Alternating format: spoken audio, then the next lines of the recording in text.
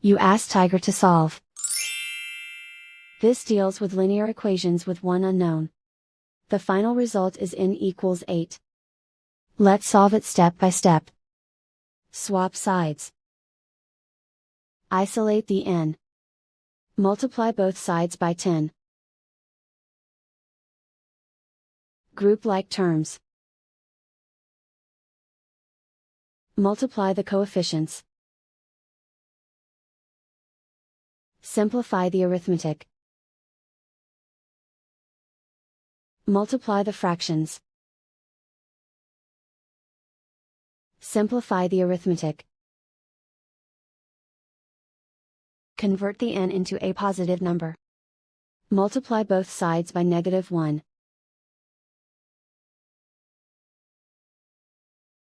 Remove the ones.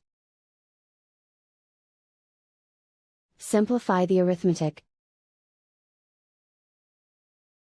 And so the final result is n equals 8.